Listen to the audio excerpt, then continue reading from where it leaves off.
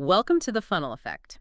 Today, we are diving deep into what feels like a really significant shift happening right now in cardiovascular science. We're focusing on this authoritative position statement from JCC, Cardiovascular Imaging. It's titled Vulnerable or High-Risk Plaque. Yeah, this is a really huge piece of work. It's a state-of-the-art consensus, basically, and it fundamentally redefines how clinicians need to think about assessing and managing those coronary lesions, the ones that threaten acute events. Okay. This review, it pulls together like 3 decades of pathology work and all this advanced imaging data. It's led by a massive group of international experts, Rocco Vergallo, Sung-Yong Park, Greg W. Stone, David Erlin, just to name a few. Yeah. A really impressive lineup. So our mission today really is to cut through the complexity here. We want to give you the essential roadmap for understanding this evolution. Why is the old idea of the vulnerable plaque just not enough anymore? And what are the new sort of comprehensive criteria for what the authors are now calling the high-risk plaque? We're looking at how morphology, the shape biological activity, and these incredible new imaging technologies all fit together. It's a necessary step, really, an intellectual leap, you could say. We're moving away from thinking about it as just, well, a simple anatomical problem. Right. It's becoming a much more complex, multifactorial kind of equation. And to really get why this shift is so important, we probably need to look back first. Where has cardiology been focusing for the last, 30 years? Okay, let's do that. Let's unpack the history. Because if you look back, say, late 20th century, it feels like there was really just one main idea driving research into heart attacks and sudden death.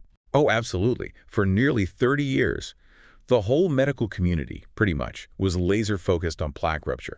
That was seen as the mechanism, the main trigger for acute coronary syndrome, ACS, and sudden cardiac death. And that focus came from autopsy studies, right? Exactly. That's where the evidence was. Pathologists kept finding again and again that most fatal events were caused by this specific type of lesion rupturing, the thin cap fibrotheroma.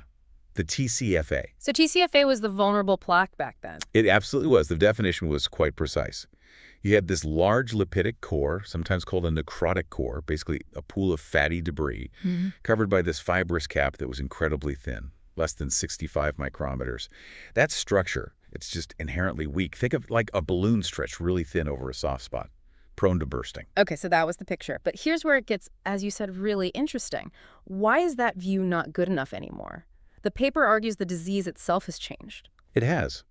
And it's kind of a paradox of success, really.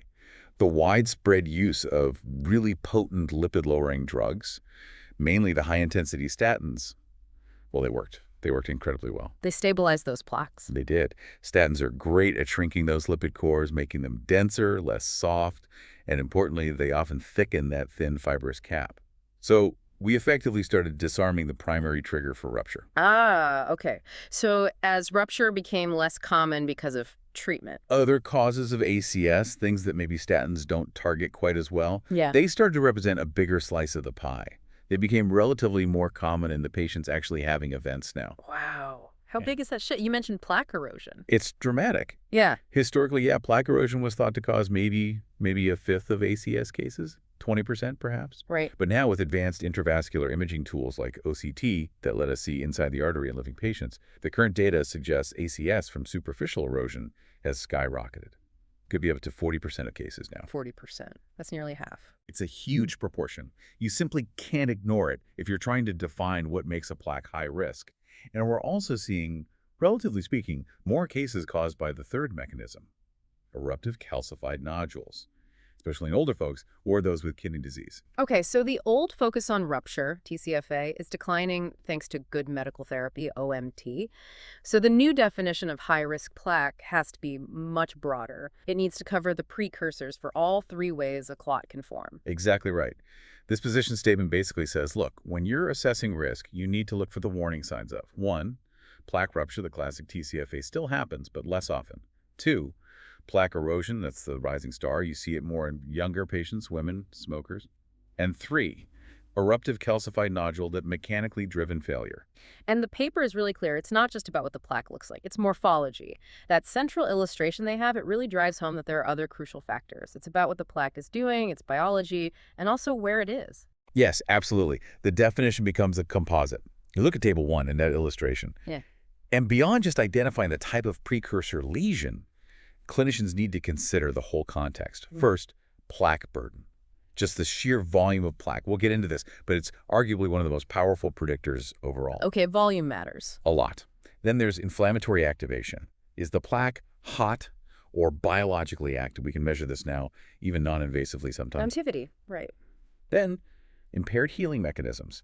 This is about the patient's whole system. Is there a prothrombotic state? Is the body less able to naturally seal off a small disruption? The environment it's in. Exactly. And regional hemodynamics. The physics of blood flow, specifically endothelial shear stress, how the blood scrapes against the plaque surface. Okay. And finally, maybe most intuitively, the location. How much heart muscle is downstream from this lesion. A blockage high up in a main artery is obviously way more dangerous than one in a tiny side branch because more myocardium is at risk. That sets the stage perfectly. Let's dive into those three mechanisms now, starting with the original culprit, the rupture-prone plaque, the TCFA. Right, the TCFA. Its features are really drawn from what pathologists saw in ruptured plaques. You've got that large, soft necrotic core we talked about. The fibrous cap is thin. Crucially, it's depleted of smooth muscle cells. Those are the cells that provide strength. And it's packed with activated macrophages, immune cells that release enzymes, matrix metalloproteinases, or MMPs, that literally chew away at the cap, making it weaker. And we know TCFAs tend to cluster in patients whose heart attack was caused by rupture, about 70% in autopsy studies. We mentioned the 65-micron cutoff for the cap thickness, usually measured by OCT, but the paper suggests the actual threshold for rupture might be even lower. What does that imply? It implies just how incredibly fragile these structures are. While 65 microns is the standard definition for classifying a TCFA, studies using intravascular imaging in patients suggest the best cutoff to differentiate a TCFA that hasn't ruptured from one that actually did rupture. It's closer to less than 52 microns. 52? That's incredibly thin. It's vanishingly thin. Think about a human hair that's maybe 80 to 100 microns thick. So we're talking about a membrane potentially half the thickness of a hair holding back a catastrophic clot formation. You absolutely need the kind of super high resolution you get with OCT to measure that reliably inside a living person's artery. Okay. Beyond the cap thickness, there's this other factor, bleeding inside the plaque itself. Intraplaque hemorrhage, IPH. Why does that make it more dangerous? It sounds a bit counterintuitive. Yeah, IPH is a key accelerator. You can often pick it up on MRI, actually. When you compare TCFAs to more stable plaques, the TCFAs tend to have significantly more evidence of prior bleeding inside them. Why is the bleeding bad? It's not the bleeding event itself, but the aftermath. Those red blood cells that leak into the plaque eventually break down. And they're membranes. They're loaded with cholesterol. So as the red cells degrade, they dump all of this free cholesterol directly into the plaque core. This fuels rapid expansion of that necrotic core, making it larger and softer without the plaque needing to take up more cholesterol from the blood. So it feeds itself, basically. In a way, yes. And a bigger, softer core puts more mechanical stress on that already thin cap. So IPH directly increases the risk of rupture. Okay, that makes sense. Now let's shift gears to the rising star, as you called it, erosion-prone plaque. This seems quite different, often seen in younger people, smokers, women. They're fundamentally different beasts, yeah. The classic TCFA is this lipid-rich, inflamed lesion that fails mechanically. Erosion precursors. They're typically dense with smooth muscle cells, an extracellular matrix, more fibrous, less fatty. So no big lipid pool. Usually not. No large lipid or necrotic core. They're often eccentric, meaning off to one side, sometimes negatively remodeled, where the vessel actually shrinks inward around the plaque, and they aren't usually heavily calcified. The most common precursor is often just a simple fibrous plaque. So if it's not the cap breaking over a lipid pool, what's the mechanism? Surface damage. And what's the biology driving it? Exactly. It's damage to the endothelial lining, the surface layer of cells. And the inflammatory response is quite distinct. Rupture involves monocytes and macrophages degrading the cap. Erosion involves neutrophils. The rapid responder. Right, the first responder immune cells. When that endothelial surface gets damaged or denuded, neutrophils rush in. And they do something remarkable. They release these complex web-like structures called neutrophil extracellular traps, or nets. They're made of chromatin, DNA, and enzymes. And the key thing is they are highly procoagulant. They trap platelets and clotting factors, essentially triggering massive thrombus formation directly on that damaged surface. It's a surface phenomenon driven by a different kind of inflammation. Interesting. So different inflammatory cells, different mechanisms. Completely. That's why you often see different systemic inflammation markers elevated in erosion patients compared to rupture patients. Things associated with neutrophils like myeloperoxidase, tend to be higher in erosion. Okay. Now, the third, less common mechanism, the eruption-prone calcified nodule. Only about 2 to 8% of ACS cases. Yeah, it's least frequent but still causes devastating events when it happens. You typically see this more in older patients, and particularly in those with conditions that accelerate calcification, like chronic kidney disease. And what does it look like? Pathologically, you see this lump, a nodule of calcium, actually protruding or erupting into the vessel lumen. Often looks fractured, and there's thrombus clot formed right on top of it. The mechanism here is primarily mechanical, not really driven by lipids or the same kind of inflammation as the other two. And you mentioned location is key here, these active kinking points. What does that mean? It means these tend to happen in parts of the coronary arteries that experience a lot of physical stress, bending, torsion, movement with each heartbeat. Ah, mechanical fatigue points. Exactly. Specifically, they often show up in the proximal to mid segments of the right coronary artery or near the left main bifurcation. These areas really move and twist. The idea is that these external forces cause stress fractures within the calcified plaque. Then, little fragments of that calcium physically break through or erupt through the overlying fibrous cap. Creating a rough surface. Precisely. A very rough, irregular surface that instantly triggers thrombosis. It's more like a structural failure due to wear and tear rather than that slow biological breakdown you see in TCFA. Okay, this brings us to a really central debate in cardiology right now. Structure versus size, morphology versus volume. Does the sheer amount of plaque, the burden, actually matter more than what it's made of or how thin the cap is? This is a huge point of discussion, and it's right at the heart of defining high-risk plaque. The Prospect trial really dropped a bombshell here regarding plaque burden using IVUS, that's an intravascular ultrasound. Right, the one that sees volume well. Exactly. They found that the single strongest predictor of future major adverse cardiac events, MCE, wasn't actually the presence of a TCFA, as defined by some older criteria they used. It was simply having an IVUS measured plaque burden of 70% or more. 70% blockage, basically. Well, not blockage of the lumen, but 70% of the vessel wall cross-section being made up of plaque. That threshold carried a hazard ratio, a measure of risk of about 5. An HR of 5, that's a massive signal. That means you're 5 times more likely to have an event from that spot. That's what it suggested, yeah. Yeah. 5 times more likely compared to lesions below that threshold. And just as important was the flip side. In that big trial, over several years of follow-up, not a single adverse event came from a coronary segment where the plaque burden was less than 40%. Wow. So low burden, almost negligible risk from that specific spot. It strongly suggests that, yeah. It implies there's a critical amount of disease that needs to be present before specific vulnerable features, like a thin cap, really become clinically meaningful in terms of predicting future events. But then Prospect 2 came along and added a layer of complexity. It wasn't just about burden. It wasn't quite that simple, no. Prospect 2 used near-infrared spectroscopy, NIRS, alongside IVUS. NIRS specifically looks at lipid content. The chemistry. Right. And what they found was that, yes, high plaque burden, 70% or more, was risky, but only if those large plaques were also rich in lipids. They needed a high lipid core burden index, or LCBI, from the NIRS reading. So volume and decomposition. Exactly. It's not one or the other. It's the combination. A large plaque that's mostly dense, fibrous tissue, or stable calcium is much less dangerous than a large plaque that's full of that soft, lipid-rich material.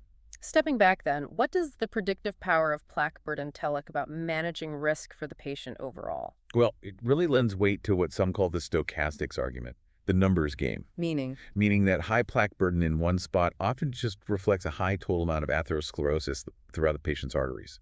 They're just sicker systemically. Okay. So the more total plaque you have, the more potentially high-risk lesions you likely have scattered around. You're simply increasing the statistical probability that one of those many lesions will eventually destabilize and cause a clinical event. So it shifts the focus slightly.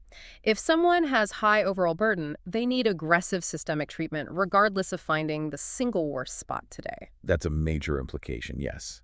Aggressive systemic therapy becomes paramount because it treats the whole system, the whole disease burden. This uncertainty that risk is partly just probability seems amplified by this other concept in the paper, silent disruption and healing. If plaques are breaking down and healing all the time without us knowing, how can we possibly pinpoint the one that's going to cause the heart attack? That is the million-dollar question, isn't it? It's the ultimate challenge. We're realizing more and more that silent plaque disruption is probably quite common, Studies using serial imaging looking at the same plaques over time show that many undergo these small ruptures or erosions, form tiny clots, and then just heal. Heal on their own. Often, yes. Angiographic studies, even older ones, and newer imaging studies suggest spontaneous healing rates could be as high as 50% over a couple of years, especially in patients on good medical therapy. The body has natural repair mechanisms. So the patient's own ability to heal acts like a buffer. It seems to. It appears highly protective. There are OCT studies showing that healed plaques ones with clear signs of a past rupture that's been covered over by new fibrous tissue are much more common in patients who have stable coronary disease, maybe 53% in one study. Compared to unstable patients. Right. Compared to patients who keep having recurrent ACS events, where the prevalence of these healed plaques was much lower, maybe around 29%, it suggests that the real danger isn't just having a vulnerable plaque, but having a vulnerable plaque in a system that has lost its capacity to effectively heal that disruption, maybe due to overwhelming inflammation or a prothrombotic state. Fascinating. Okay, one last piece from this section, location. You mentioned it earlier. If the plaque structure is dangerous, thin cap, big core, why does it matter where in the coronary tree it is? It matters hugely because of the amount of heart muscle at risk. Remember, TCFAs tend to show up preferentially in the proximal and mid-segments of the main coronary arteries, especially the proximal LAD, the left anterior descending artery. The widowmaker. Exactly, because it supplies such a large area of the front wall and septum of the heart. If you get a clot forming there, the amount of downstream heart muscle that dies is massive.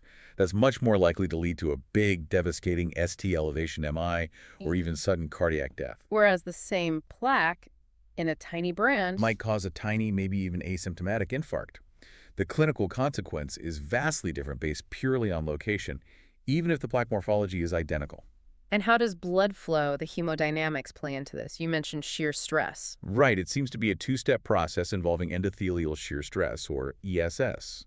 Studies suggest that low ESS is associated with the development of these high-risk plaques. Low stress helps build them, like stagnant water letting sediment build up. That's a great analogy. Low swirling flow seems to promote the inflammation and lipid accumulation that builds the large vulnerable plaque over time. Okay. But then what triggers the actual event? That seems to be linked to a high ESS gradient. As the plaque grows and narrows the lumen, the blood has to speed up dramatically to get through that tight spot. This acceleration creates really high turbulence and shear stress right at the edges or shoulders of the plaque, especially near the thinnest part of the cap. Ah, so the flow itself delivers the final blow. It often seems that way. That intense mechanical force and turbulence, the high ESS gradient, might be the physical trigger that tears the weakened cap or damages the endothelium enough to cause acute rupture or erosion. So low stress builds it, high stress breaks it. Okay, so we have this incredibly complex picture now. Morphology, burden, biology, healing, location, hemodynamics. To actually see all this inside a patient, we need some sophisticated tools. Let's start non-invasively. CTA coronary CT angiography seems crucial for screening. What specific high-risk features can it reliably pick up? CTA has come a long, long way. It's probably our best non-invasive tool right now for getting a handle on patient-level risk and seeing some structural red flags. There are 4 features consistently linked to higher risk. One is positive remodeling. That's where the diseased part of the artery actually bulges outward, becoming larger in diameter than the healthy segments nearby. Suggests aggressive plaque growth. Okay, outward bulging. 2 is low attenuation plaque, or LAP. This is seeing areas within the plaque on the CT scan that have a very low density, typically less than 30 Hounsfield units. That strongly suggests a lipid-rich core. Like seeing the soft spot. Sort of, yeah. 3 is the napkin ring sign. This is a very specific high-risk pattern. You see that central low attenuation area, the lipid, surrounded by a brighter, higher attenuation rim. Okay. And 4 is spotty calcification. Not big chunks of calcium, but tiny flecks, usually defined as less than 3 millimeters. These small spots are thought to represent active, unstable calcification processes within vulnerable plaque. But didn't the iconic studies show a big limitation? CTA finds these features, which point to risk, but it's not great at predicting the exact plaque that will cause the next event. That is the crucial caveat, yes. For you listening, this is really important. Iconic found that a huge proportion, 65% of patients who actually had an ACS event, had non-obstructive disease on their prior CTA. And critically, they lacked those specific high-risk CTA features at baseline. So CTA is good for identifying high-risk patients. Exactly. People with a high overall burden of disease, maybe systemic inflammation. CTA is great for flagging those individuals who need aggressive prevention. But predicting the specific culprit lesion before it goes, CTA isn't there yet, not reliably. Are there newer non-invasive approaches trying to get closer to assessing plaque activity or biology, not just structure? Yes, definitely. That's where a lot of research is focused. One of the most exciting areas is measuring pericoronary adipose tissue attenuation, or PC8. Fat around the artery. Exactly. The fat tissue, right next to the coronary artery, actually changes its density on a CT scan in response to inflammation within the artery wall. So by measuring that fat density, PCCAG gives us a non-invasive window into local coronary inflammation. It's a really promising biomarker. And better CT scanners, too. Technology is always improving. The next big thing is photon counting CT, or PCCT. It promises much better spatial resolution, maybe down to around 0.11 millimeters. That's getting closer to the kind of detail needed to see finer structures, maybe even thin caps, non-invasively one day. Still early days, but very exciting. Okay, briefly then, how do other non-invasive tools like MRI and PD fit in? Do they look at risk differently? They look more at function and biology, yeah. MRI gives great resolution without radiation. Motion has always been the challenge for imaging tiny, moving coronary arteries, but it's used very effectively in bigger vessels like the carotids. There, it can actually detect intraplaque hemorrhage, that bleeding inside, measure cap thickness to some extent, and see neovascularization, leaky new blood vessels feeding the plaque. Advances might bring it more into coronary use. And PT, that's purely activity, right? Purely activity. PT uses radioactive tracers that light up specific biological processes. Right. For example, AT-FDG lights up macrophages, showing inflammatory hotspots. Okay. Maybe even more relevant is ATF sodium fluoride. This tracer targets active microcalcification, not just old stable calcium, but areas where calcium is actively being laid down right now. That indicates a dynamic, potentially unstable plaque environment. And does that predict anything? It does.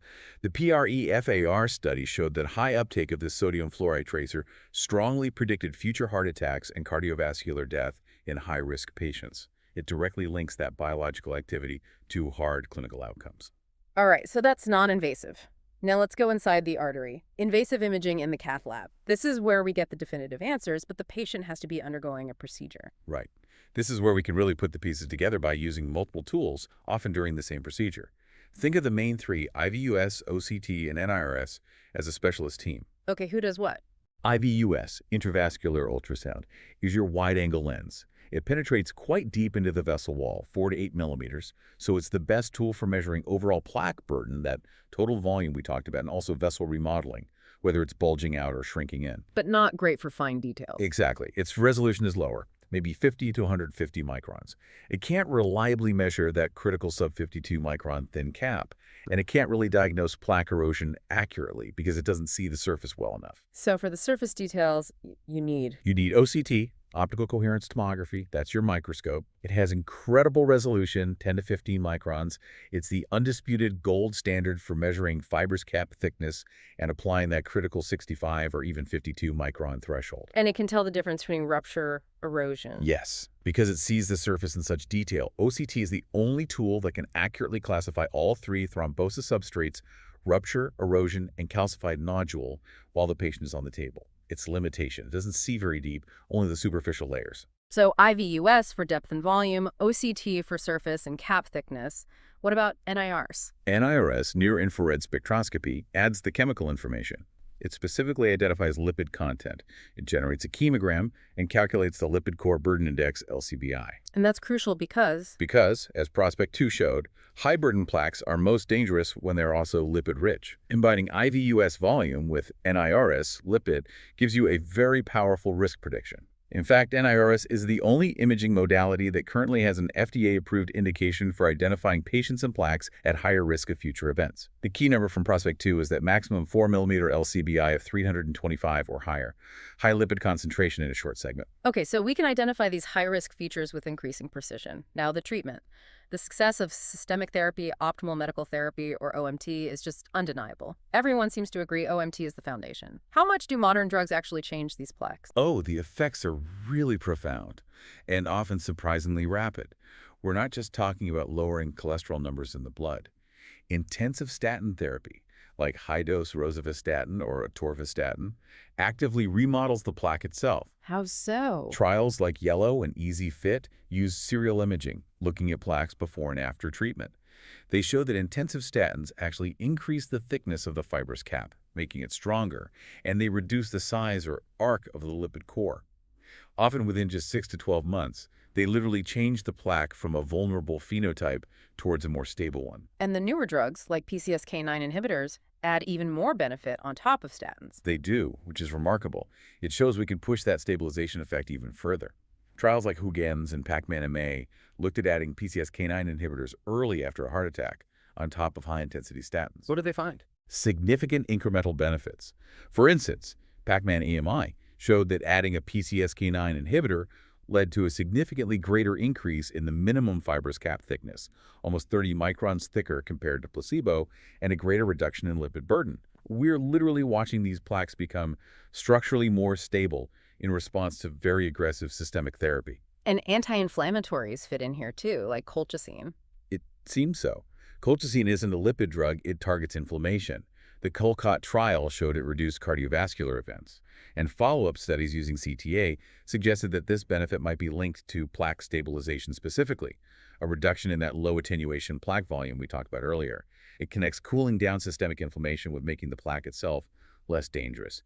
So yeah, systemic therapy is foundational because it treats all the plaques, the known and the unknown. Okay, that incredible success of OMT sets up the big debate. Preemptive local plaque sealing. Stenting a plaque that isn't actually blocking flow significantly just because it looks high risk on imaging. It sounds aggressive, maybe counterintuitive. What's the rationale? The rationale is straightforward, conceptually at least. If you use advanced imaging like OCT and NIRS, identify one specific lesion that looks particularly nasty, very thin cap, large lipid core, high burden, even if it's not causing symptoms or limiting flow now, the idea is to stabilize it mechanically before it can cause trouble. How? By stenting it?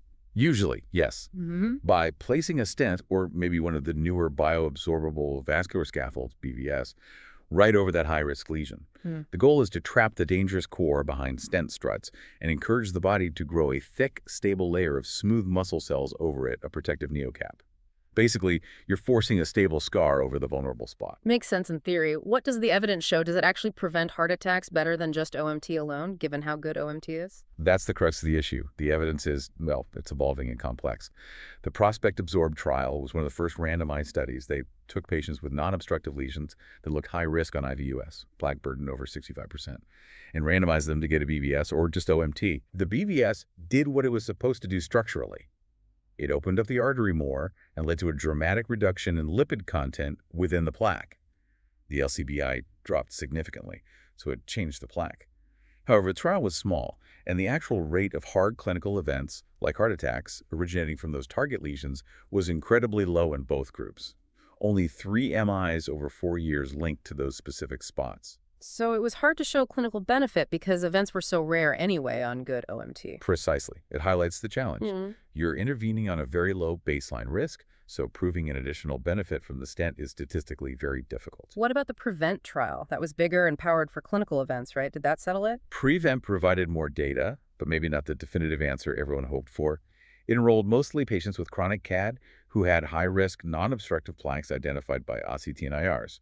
It did show a statistically significant reduction in the primary composite endpoint, which was target vessel failure, in the group that got preemptive PCI stenting compared to the OMT-only group, about 3.4% versus 0.4%. Yeah. Okay, so stenting worked. Well, here's the critical nuance. When you broke down that composite endpoint, the benefit was driven almost entirely by a reduction in things like later needing another revascularization procedure on that vessel or being hospitalized for unstable angina. There was no significant difference between the groups in the rates of the hardest endpoints, cardiac death or non-fatal myocardial infarction. Wait, so preemptive stenting reduced the need for future procedures on that spot, but didn't actually prevent more heart attacks or deaths compared to just OMT. That's what PREVENT seemed to show, yes. And that makes the argument for routine preemptive stenting much harder. If you're not preventing the events that patients fear most, death, and MI is the risk and cost of the procedure justified just to potentially avoid a future procedure, it's a tough question. So the jury is still out on preemptive stenting for heart outcomes. Very much so. We need more data. Right. Confirming the safety, the efficacy specifically for preventing death and MI, and the cost-effectiveness of this local approach in the era of incredibly effective OMT, that's the major hurdle. There are several large ongoing trials like Interclima, Vulnerable, enrolling thousands of patients. Hopefully, they will give us clearer answers in the next few years. Hashtag, tag, tag, outro show. So if we try to tie this all together, connect it to the bigger picture, the whole concept, the definition of a high-risk plaque, it's really moved on. It's evolved from just looking for one anatomical feature, the TCFA, to understanding this complex interplay. Morphology, plaque burden, biology, inflammation, hemodynamics, location, it all matters. Right. It demands a much more comprehensive diagnostic approach. Using non-invasive tools like CTA perhaps with PCCAT to find the high-risk patient, and then maybe using those invasive tools, IVUS, OCT, and IRS, to really characterize the specific lesions if intervention is considered. So what's the main takeaway for you, the listener, from all this? Well, it seems crystal clear that systemic therapy, OMT, is absolutely the cornerstone. That's non-negotiable. Our ability to identify patients who are at high systemic risk non-invasively is getting much better. But that fundamental challenge, identifying the specific plaque, the single culprit lesion that's going to cause the next heart attack before it actually happens, that remains incredibly difficult. It does, and maybe that brings us back to that idea of healing we touched on earlier, this discovery that plaques might be rupturing or eroding silently, frequently, and then healing naturally. It raises a really interesting, maybe provocative question for the future. Okay. Is the ultimate path to preventing these catastrophic events not just about finding and treating the dangerous plaques we can identify? Or is it also about understanding and maybe finding ways to actively enhance the body's own intrinsic capacity to heal these disruptions before they ever become clinically apparent? Focusing on resilience, not just vulnerability. That's a fascinating thought to end on. Enhancing healing itself. Thank you for watching The Funnel Effect.